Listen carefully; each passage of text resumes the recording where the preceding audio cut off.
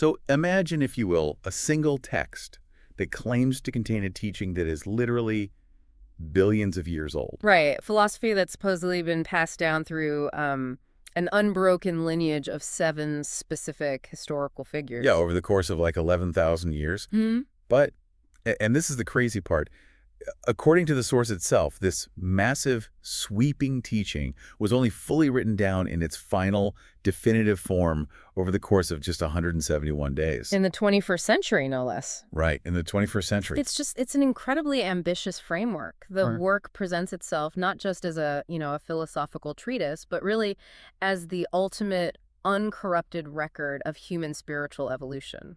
And the central premise of why it's arriving now is fascinating, right? Yeah, because it claims it was finally released because humanity had just reached the technological and societal readiness to actually receive the information. To receive it without totally destroying it, or I guess mythologizing it out of existence. Right. So, welcome to this edition of Creation Conversations. Today, we are going to objectively unpack the foundational claims, the core mechanics, and the surprisingly strict, honestly very practical guidelines of a book known as the Goblet of the Truth. Or, in its original German, Kelch der Wahrheit. Right. And this is a massive text penned by Eduard Albert Meier, who is commonly known as Beam, between August 2007 and February 2008. And, approaching this requires a very specific mindset from us today. The Goblet of the Truth is dense, it's highly controversial in its absolute rejection of historical norms, and, it makes these sweeping claims about physics, biology, history. Everything, really. Yeah. So we are going to look very closely at what this text claims regarding its own cosmic origins, and then what it practically teaches regarding human behavior and ethics. Because there's, like, the lore of the book, Mm-hmm. How it purportedly got here, and then the actual instruction manual for living that it contains. Mm-hmm. And as we go through some of the denser metaphysical concepts, I'll probably try to bridge the gap with some modern parallels. But just to be clear for you listening, we'll make sure to explicitly label those as analogies so we don't confuse them with the literal teachings of the text. That's a good idea. Because it's a huge tome. 28 chapters. Accurate. And before we can even get into the philosophical teachings, the text throws this massive curveball right at the beginning about how it must be read. Yeah, it really does. It centers on this highly specific linguistic assertion about the German language. It does. So the text claims it was written in just 5 months and 17 days. And according to the internal narrative of the book, the first 14 chapters where the term it uses is called up. Called up. Yeah, called up by the author from what the text refers to as terrestrial storage banks. Okay, wow. Right, where this information allegedly existed in a sort of symbolic picture language. And then chapters 15 through 28 were expanded upon and written out by him directly. But the most striking claim, the one that really sets the stage, is that the original German language it utilizes contains this woven-in evolution code. Yes. So let's explore that a bit, because the idea of a language containing a structural evolutionary code is wild to me. The text is essentially asserting that German isn't just a tool for communication, right? No, it's framed as a mechanical trigger for cognitive evolution. Yeah. The text argues that the German language originates from a much older, ancient language that it calls Old Lyrian. Old Lyrian, right. And because of this specific lineage, the claim is that German words have a mathematically precise character, count a structure that perfectly aligns with universal creational truths. And it gives very specific examples of this, doesn't it? It compares the Old Lyrian words directly to the German equivalents to show this, like mathematical mirroring. It does, yeah. The primary examples provided in the text involve really foundational concepts, so things like peace and earth. Okay. In the Old Lyrian language, the word for peace is Salome. S-A-L-O-M-E. So 6 letters. Exactly. 6 letters. And in German, the word for peace is Fried, which is also exactly 6 letters. And then the Old Lyrian word for earth is Erde, U-R-D-A, 4 letters. And in German, it translates to Erd, which is 4 letters.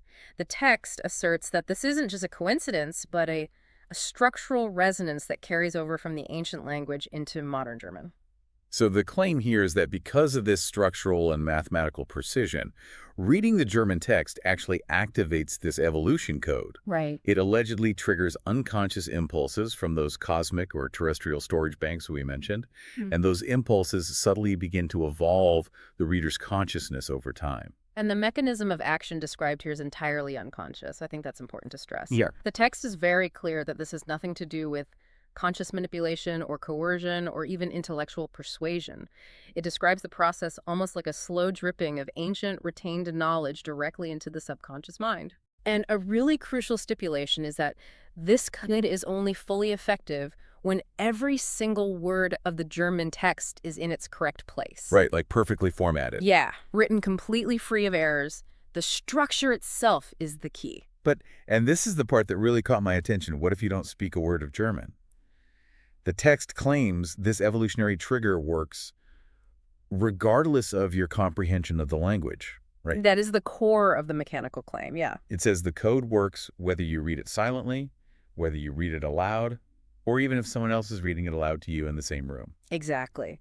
It treats the language as an energetic, physical reality, not just a semantic one. So to use an analogy for you listening, and again, this is just a modern analogy, not what the text literally says, but it almost sounds like a subconscious software patch. I think that's a great way to picture it. Because, you don't need to know how to read the binary code for a software update to install in your computer, right? It just runs in the background. Right. And as an analogy, the text implies that the physical structure of the words, the phonetic resonance, the visual pattern of the letters, they all act as a key turning a lock in the human mind. It just bypasses the conscious intellect entirely. Which totally explains why the text takes such an incredibly hard stance on translations. I mean, it strictly mandates that the original German text must always be included side by side with any foreign language translation. Yeah, it's a strict requirement. You can't just publish the English version. In fact, the text specifically critiques English, calling it a poor language for this specific material. Oh, really? Poor in what sense? Well, it argues that English has a comparatively limited vocabulary and flexibility for expressing these exact, nuanced creational concepts. But more critically, it points out that English possesses too many meaningless religious words. Words that carry, thousands of years of dogmatic baggage. Well, that makes sense linguistically. I mean, words like spirit or God or sin or faith in English, they're completely loaded. Totally. You can't use them without invoking centuries of specific European and Western religious history.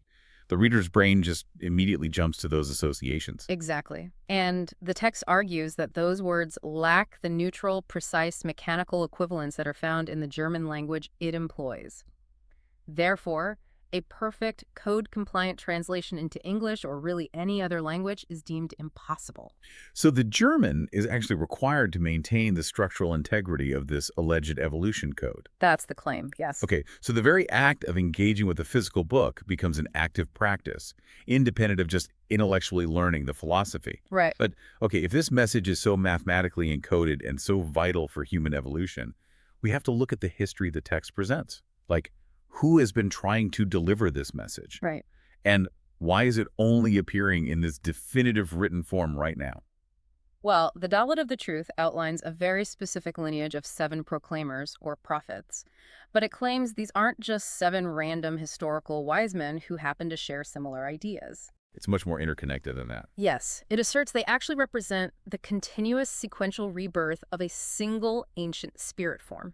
And this spirit form was originally known as Nocademian. Correct, Nocademian. And the text lists these figures in direct succession. Let's see, it starts with Henoch or Enoch around 9308 BCE. Then it moves to Elia, which is Elijah. Then Jezajah, Isaiah. Jeremiah, Emmanuel. Muhammad.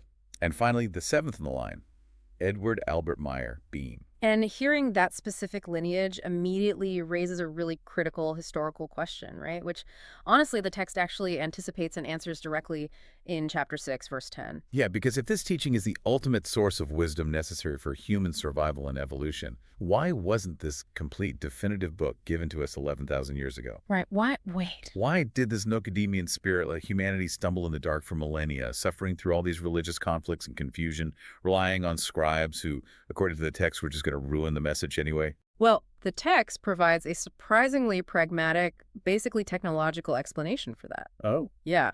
It claims that in antiquity, humanity simply lacked the necessary contingencies, specifically the infrastructure for mass literacy and the technology to reproduce texts accurately and widely. I mean, in ancient times, the vast majority of humanity was illiterate. Exactly. The prophets had to rely on oral tradition or on scribes. And oral tradition is basically a multi-generational game of telephone. It really is. And even when they finally did write it down using complex hieroglyphs or cuneiform or early alphabets, the texts had to be laboriously copied by hand, one by one. Right. The text claims that these ancient scribes consistently falsified the teachings beyond recognition. Beyond recognition. Wow. Yeah. Sometimes this was accidental, due to translation errors or just human mistake, but often the text alleges it was intentional. Driven by politics or whatever. Driven by the political or personal motivations of the scribes and early priests, the opportunity for corruption was just absolute. So the text points to a specific turning point in human history, which is the year 1844. It marks this as the dawn of a new time. Yes, 1844 is cited as the beginning of an era where those necessary contingencies finally started falling into place. Right, which aligns with the explosion of the Industrial Revolution. Exactly. You get the widespread use of mass printing presses, the beginnings of global communication networks like the telegraph, and the gradual spread of public education and literacy. So it's essentially saying that the physical delay of the definitive text was a strategic necessity. It wasn't that the teachings were lost. The text claims they were stored safely in those cosmic storage banks. Right. It was just waiting for a time when a proclaimer could write it down with their own hands, print it flawlessly, and eventually distribute it worldwide instantly via the internet, completely bypassing that flawed filter of ancient scribes. It paints a picture of a calculated 11,000-year waiting game. Yeah. The spirit form of Nocodemian supposedly understood that dropping a complete mathematically precise text into a Bronze Age society would be useless. They wouldn't know what to do with it. Right. It would immediately be mythologized, misinterpreted, and corrupted. The information had to wait for the technology to catch up. Which brings us directly to the result of all that historical corruption. Yeah. Because the text claims all previous teachings from those first 6 prophets were utterly altered by scribes. So what does the Goblet of the Truth identify as the consequence of those falsifications? In a word, dogma. Dogma. The text fiercely and uncompromisingly rejects all modern cults, religions, gods, tin gods, idols, and priests. It does not hold back. No, it views the entirety of global religious structure not as any sort of divine institution, but as the direct toxic fallout of ancient scribes falsifying those original teachings of cause and effect. Yeah, the text doesn't pull any punches here. It teaches that these religious structures were invented by humans for very specific, cynical reasons, to enslave others in what it calls submissiveness and dignitylessness. Primarily for the sake of profit and power. And on a deeper psychological level, the text argues that religions were invented to excuse humans from taking responsibility for their own lives. This is a huge point. Because if you believe a god is steering your destiny, or if you believe a priest or a ritual can just absolve you of your mistakes, you are instantly relieved of the heavy burden of absolute self-responsibility. It's the ultimate psychological out. If it's God's will, you don't have to analyze your own choices that led to a disaster. You just shrug and say it was meant to be. Exactly. The Goblet of the Truth advocates stripping all of that away entirely. It wants to replace all belief systems with what it calls creational laws and recommendations. And this requires unpacking a really crucial distinction the text makes, right? Yeah. The difference between a religious commandment and a law of creation. Yes. Because a religious commandment implies a dictator. It implies an external authority, a deity who says, do not do this or I will strike you down and punish you. Right. There's a punisher involved. But a creational law, as defined by this text, implies simple mechanical cause and effect. The universal consciousness, or creation, as the text describes it, does not possess a personality. It's not a guy in a cloud. No, it does not judge, it does not punish, it does not reward, and it does not test humans. It simply exists as an immutable framework of mechanics. So, just as an analogy, and again, explicitly marking this as a modern analogy to help you understand the concept, it's exactly like the concept of gravity. Right. You don't worship gravity, you don't build a temple to it, yeah. And gravity doesn't have an ego that gets offended if you ignore it, it just operates. Yeah. If you step off a cliff, gravity doesn't punish you for disobeying it. Yeah. You simply experience the mechanical result of ignoring a natural law. And that is the precise mechanical logic the Goblet of the Truth applies to morality, ethics, and spiritual evolution. I see. If you act with hatred or greed or violence, you generate negative effects. Not because a god is angry with you, but because you violated a mechanical law of nature that governs consciousness itself. It completely redefines the role of the prophets, too. Oh, absolutely. It states clearly that true prophets do not demand worship. They aren't divine envoys or literal sons of gods. They are simply human beings acting as guides and warners. They can point to the mechanics of the universe, but they demand that you find the truth within yourself through your own effort. Which fundamentally shifts the burden of existence entirely onto the individual. It asks a profound question. How much of human society relies on an external authority validating choices, forgiving mistakes, or offering a safety net in the afterlife? A lot of it, honestly. Yeah, and the text demands the absolute removal of all external saviors. Which naturally leads to the next massive question. Yeah. If there is no God judging our actions and no divine being managing our fate, what is the actual mechanism of our existence? Like, what are we, biologically and spiritually, according to this text? Well, the text details a very specific and quite startling metaphysical anatomy of the human being. Startling is a good word for it. It divides the human into two distinct, separate parts. First, there is the coarse material body, which houses what the text calls the consciousness block. Okay, coarse material body and consciousness block. And second, there is the purely creational spirit form, or Geist form in the original German.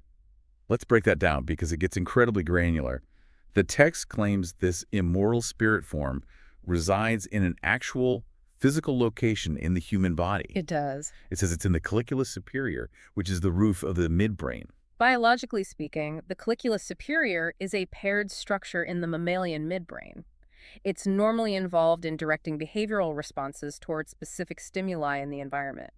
So it plays a role in processing visual and auditory signals and orienting the head and eyes. Right, it's a known part of the brain. Yeah, and the text places the spirit form exactly there, acting as the energetic core of the human being. And how does it describe the spirit form? What exactly is it? It describes the spirit form as pure, immortal, creational energy. It is a tiny, indestructible fragment of the creation itself. Because it is pure energy, it exists entirely outside the realm of physical vulnerability. So it can't be hurt.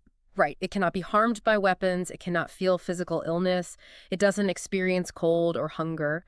And most importantly for the text's philosophy, it cannot accumulate guilt, negative karma, or emotional trauma. It is a pristine, constantly evolving power source. But here's where the text introduces a concept that is deeply challenging, especially for anyone raised with traditional concepts of an afterlife. Definitely. At the moment of physical death, the physical body obviously dies.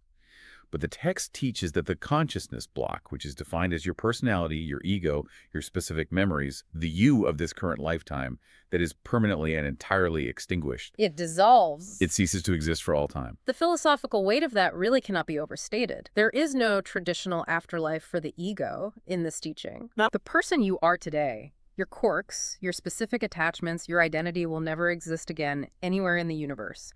Upon death, only that impersonal, pristine energy of the spirit form survives. So the spirit form survives, but not the ego. Right. The spirit form leaves the midbrain and returns to what the text calls the dwelling of the impalpable, the other world. Wait, so all my memories, my loves, my fears, just gone? Forever? According to this text, yes. That is a massive paradigm shift. It essentially says the you that you identify with in the mirror every morning is just a temporary disposable vehicle. I mean, for a lot of people, the hope of reuniting with loved ones exactly as they remember them is the entire point of spirituality. It is a stark reality to confront, for sure. However, the text frames the extinction of the personality not as a tragedy, but as a perfectly logical, necessary mechanism for continuous evolution. Okay, how so? How is wiping out the personality necessary?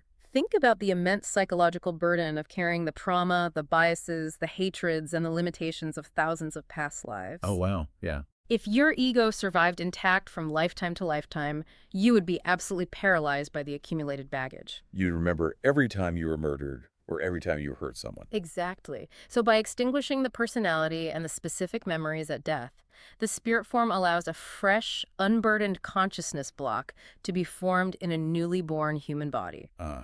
It's a clean slate every time. Exactly. A fresh consciousness can tackle the problems of evolution and existence without the prejudices of the past.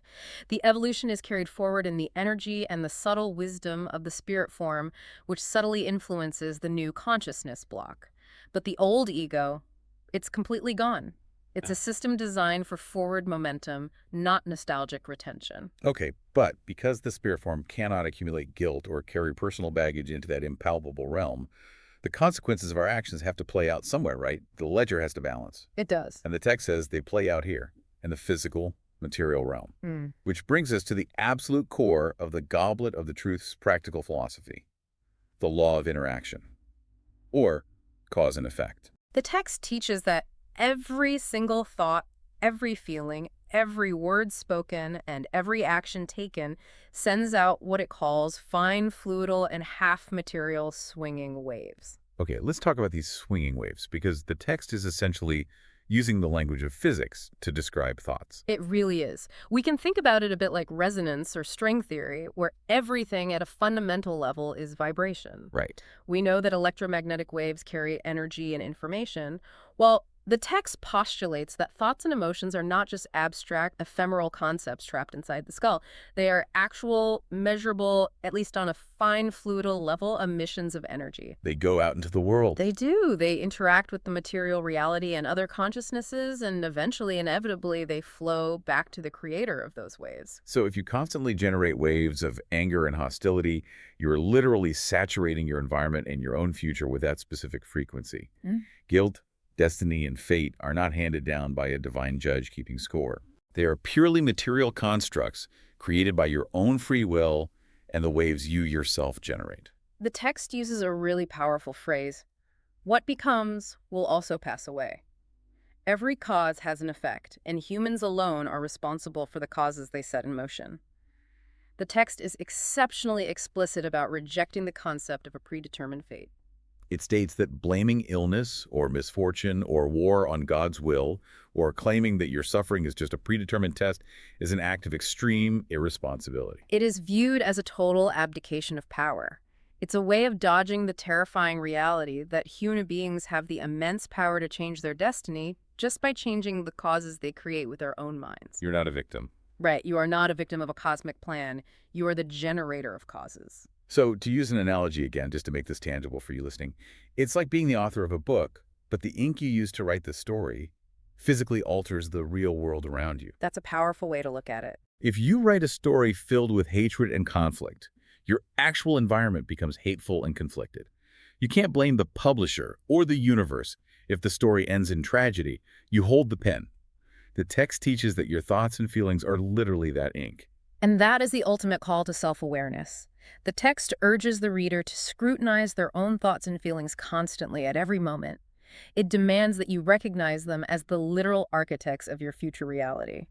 So how does this high-level cosmic philosophy of swinging waves and midbrain spirit forms and cause and effect translate into daily life? Because as vast as the Goblet of the Truth gets with its 11,000-year histories, it is surprisingly, almost shockingly specific about everyday human behavior. Oh, it gets very granular. Super granular. It is an immensely practical text. It doesn't just leave you with abstract concepts. It provides strict guidelines for navigating the physical world. Let's look at one of its most striking rules, which is found in chapter 15, verse 7. It's the stance on martyrdom. This one fascinated me. The text strictly forbids dying for the truth. Yes. It teaches that if you are threatened with torture, imprisonment, or death because of your beliefs or your adherence to these teachings, you are commanded to stay silent. You must protect your life above proving a point. It is a profound pushback against traditional religious dogma. Completely. I mean, throughout human history, many religions have glorified martyrs. They have built saints out of people who allow themselves to be killed rather than recant their faith. But the Goblet of the Truth does the exact opposite. It essentially calls it an act of stupidity to throw your life away to make a theological point. Because doing so is actually a violation of creational law. In this framework, your current physical life, your current consciousness block, is a highly valuable temporary tool for evolution. Right. To willingly let it be destroyed just to prove you are right to an aggressor is a massive waste of evolutionary potential. It completely de-romanticizes religious sacrifice. Life is paramount. That deep pragmatism extends into societal structures as well, particularly regarding equality. The text mandates strict, uncompromising equality between man, woman, and child. Yes, it does. In marriage, for example, it states that both partners should bring what wealth or goods they can to the union, but it strictly forbids the concept of a bride price or a dowry treated as a transaction. Wow. Treating a spouse as merchandise or property is considered a direct violation of creational law. It also dictates that inheritances must be divided equally among descendants, absolutely, regardless of gender. There is no patriarchal favoritism allowed in this framework whatsoever. It also provides very specific, compassionate, yet firm rules regarding grief and widowhood. It says a surviving spouse should take a self-determined amount of time to grieve the loss of their partner. And during this specific grieving period, the text advises abstaining from sexuality. Not for puritanical reasons, though, right? No, not at all. It's to avoid future regret or shame while the person is in a highly vulnerable emotional state. It's psychological triage. Exactly. But the crucial part comes after. Once that self-imposed grieving period is over, the text explicitly states that the surviving spouse is entirely free to live as they please. No more mourning clothes forever. Right. They are free to seek new partnerships, remarry, and live fully without any guilt, remorse, or judgment from society. It actively removes the societal stigma and lifelong mourning expectations often attached to widowhood in various global cultures. But perhaps the most surprising guidelines for a text dealing with cosmic storage banks and ancient Lyrian languages are its rules on physical health and daily hygiene. It gets very specific about bodily care. The text includes strict guidelines on washing genitals after sexual intercourse, explicitly stating it is a requirement for health, cleanliness, and the prevention of disease. It commands both men and women to cover their heads and faces to protect themselves from dangerous sun rays or polluted air. It specifically mentions protecting the body from the environment. Why does a cosmic spiritual text care about sun hats and washing? To understand that, you have to look at the holistic nature of this teaching. In the worldview of the Goblet of the Truth, the spiritual and the physical are not separate domains, they are completely intertwined. The course material body is the necessary vehicle for the spirit form's evolution during this lifetime. Therefore, ignoring physical reality like the cellular damage caused by UV radiation or the bacterial risks of poor hygiene is treated as a direct violation of the creational laws of nature. It all comes back to cause and effect. If you don't protect your body, the effect is damage, which hinders your consciousness block's ability to focus on evolution. Exactly. Yeah. You cannot claim to be evolving spiritually if you are willfully or negligently destroying your physical vessel. It's breathtakingly pragmatic. It really forces the reader to realize that spiritual evolution isn't just about meditating on mountaintops or pondering the infinite. It's about how you wash your body, how you treat your spouse financially, how you handle your emotional grief, and how you protect your physical health from the environment in your everyday life. So let's summarize the massive journey we've taken in this edition of Creation Conversations. We started with a text that claims to be physically encoded in the mathematical structure of the German language, triggering subconscious evolution just by reading it. And we explored its claim of an 11,000-year-old prophet lineage, spearheaded by the spirit form Nocodemion, which was finally able to be published uncorrupted due to the technological contingencies of the modern era. Right. We looked at its total, uncompromising rejection of external gods, religions, and saviors in favor of absolute self-responsibility. We broke down the mechanics of the immortal spirit form residing in the midbrain versus the temporary, extinguishable consciousness block. And we examine how the immutable law of cause and effect, those fine fluidal swinging waves, translates into highly pragmatic, everyday rules for living a healthy, equitable, and rational life, from rejecting martyrdom to simply protecting yourself from the sun. Which brings us to a final provocative thought for you to mull over as we wrap up. The Goblet of the Truth essentially challenges us to accept a reality where there is absolutely no one coming to save us. There is no deity waiting to judge us, and no divine being stepping in to forgive our mistakes or alter our fate. We are entirely on our own, yet according to these mechanics, entirely connected to the fabric of the universe. Because if our thoughts and our feelings are the only true architects of our destiny, as this text claims, and if every fine fluidal wave we send out into the world inevitably crashes back upon our own shores, what kind of reality are you building in your mind at this exact moment? Thank you for joining this edition of Creation Conversations. We encourage you to seek out the source material, explore the Goblet of the Truth for yourself, and as always, question everything.